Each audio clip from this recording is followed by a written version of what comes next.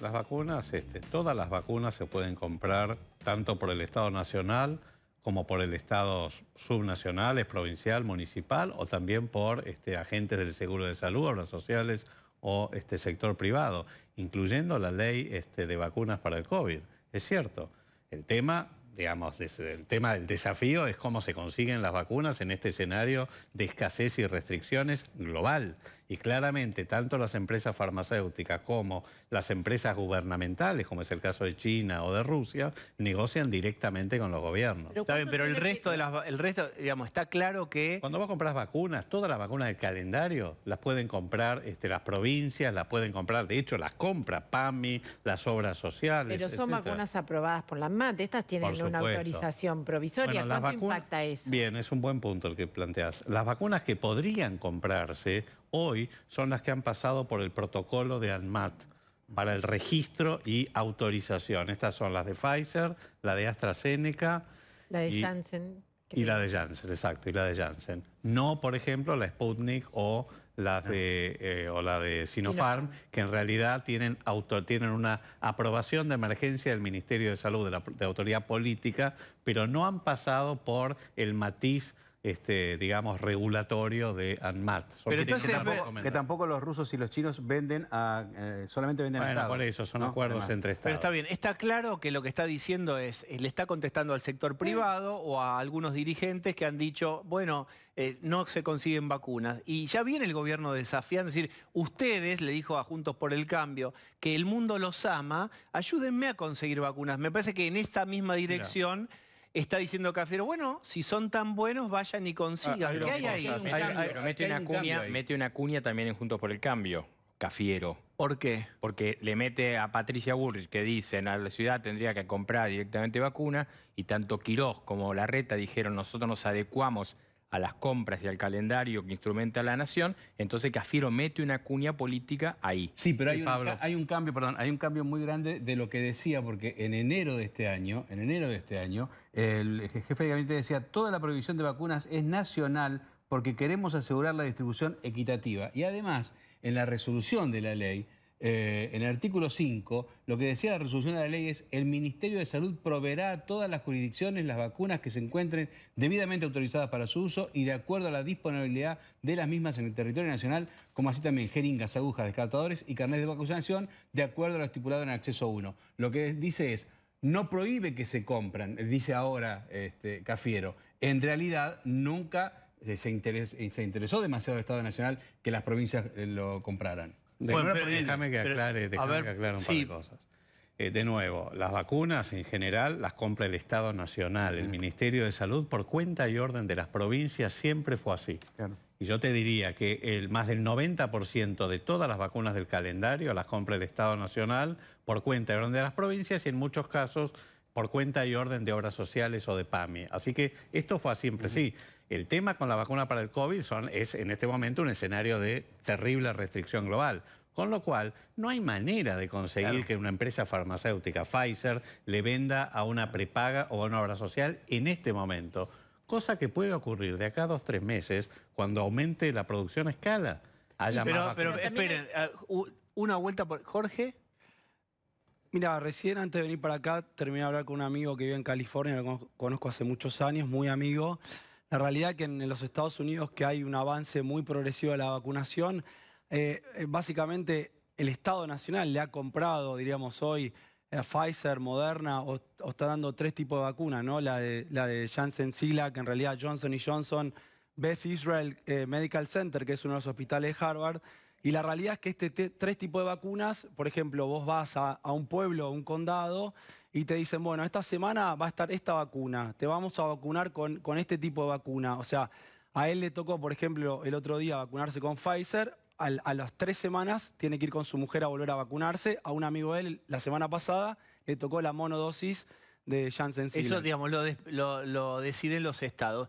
Me dejan hacer un subtítulo que obviamente por ahí no es necesario, pero a veces soy un poco obsesivo. Digo, Cafiero está diciendo, nos dicen a nosotros que somos malos para conseguir vacunas, ahí tienen la llave, vayan y consigan ustedes. ¿Se pueden conseguir o no?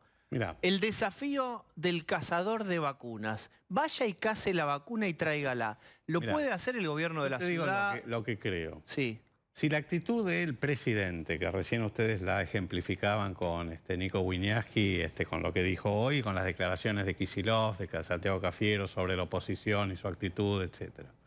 Si la actitud del presidente fuera la misma que tenía hace un año cuando comenzó la cuarentena y tenía el cerrado apoyo de la oposición y una aprobación social inmensa, probablemente el contexto hubiera sido diferente y estoy convencido de que se hubieran negociado mucho mejor, digamos, la compra de vacunas, la compra anticipada, las negociaciones con los diferentes financiadores. No tengo ninguna duda.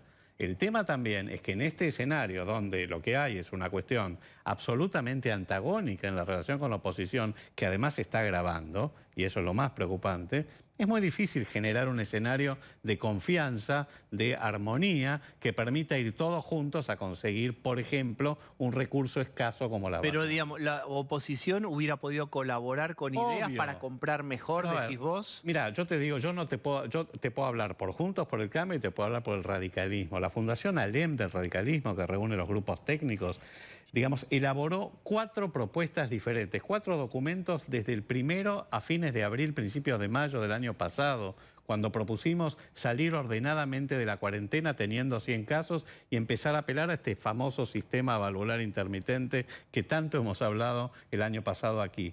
Desde entonces, el último de ellos fue mejorar la gestión de las vacunas con propuestas concretas. La verdad, no nos dieron bola.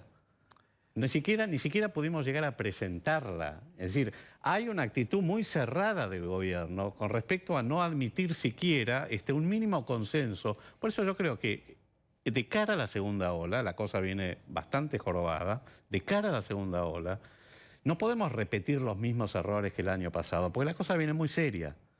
Si no se cambia, si no de alguna manera se trabaja en un nuevo contrato social, en comunicar diferente las cosas y lograr de nuevo generar la confianza y construir esa confianza. Y un contrato político con la oposición, yo creo que vamos a tener serios problemas para enfrentar esta pandemia. Bueno, lo que pasa es que los desacuerdos son muy grandes. La oposición, ahora vamos a hablar de eso, está en contra, por lo menos en aquel documento de las restricciones, incluso nocturnas, etc. Pero déjame terminar de darle una última costura a este tema.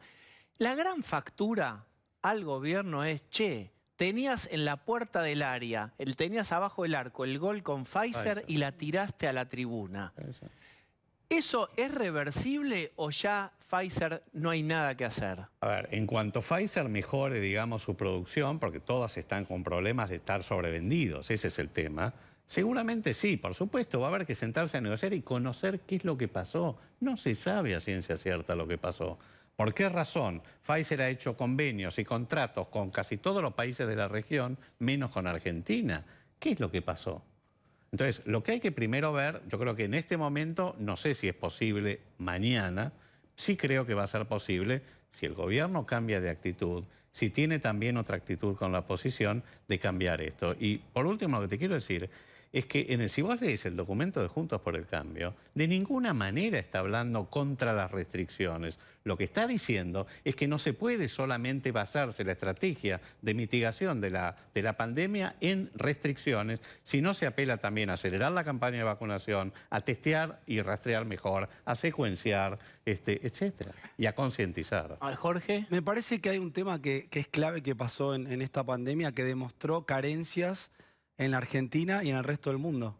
Y cuando vos ves los países que tienen mayor poder adquisitivo, son los que no compraron 2 dosis para su población, sino que multiplicaron porque saben, el debate en el mundo es cuándo va a terminar esta pandemia.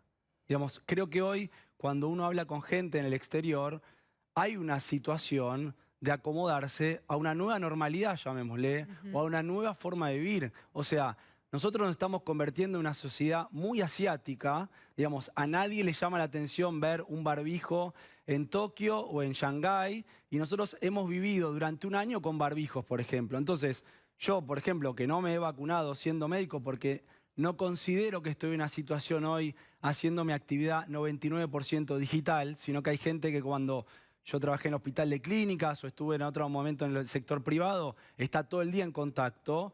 creo que lo que tenemos que entender nosotros es que más allá de que nos vacunemos o no, el día de mañana, yo por ejemplo, tengo la decisión de por un tiempo seguir con barbijo, porque me parece que también lo que ocurrió acá y en el resto del mundo es una situación muy interesante. Cuando yo hablaba en mayo, en junio, y también estuve con ustedes acá, y empezaba a ver en la etapa que ya se venía el otoño-invierno en Europa y en Estados Unidos, donde yo tengo amigos que no solamente trabajan en el sector de la salud, sino de un montón de sectores, pasó dos cosas, que cuando empezaron a pasar el verano y bajaron los casos, había dos factores clásicos. Uno era, estoy cansado de estar encerrado y la pandemia ya me pasó por arriba, que me pasa a mí, que le pasa a mi familia, que nos pasa a la gente que nos está viendo en la casa hoy. Y después hay otra cuestión que tiene que ver con que cuando uno tiene ese agotamiento, tiene a tendencia, porque somos humanos, a tener el contacto humano, que lo extrañamos, y entonces empieza a haber una conjunción de relajación, de que había la noticia de que empieza a haber vacunas, y eso genera que uno naturalmente, primitivamente se relaje. El apego de los mamíferos. Entonces, porque aunque somos mamíferos. Somos mamíferos. Entonces lo que termina pasando es que tendemos a juntarnos de vuelta en lugares cerrados, e inclusive empieza a haber mutaciones, o sea, alteraciones del código genético con mayor contagiosidad, con mayor penetrancia, con mayor índice de tener posiblemente mayor letalidad en grupos más jóvenes. O sea, hoy lo que estamos viendo en la Argentina pasó hace unos meses atrás en Europa y en Estados Unidos, teniendo gente más joven con gravedad de la infección.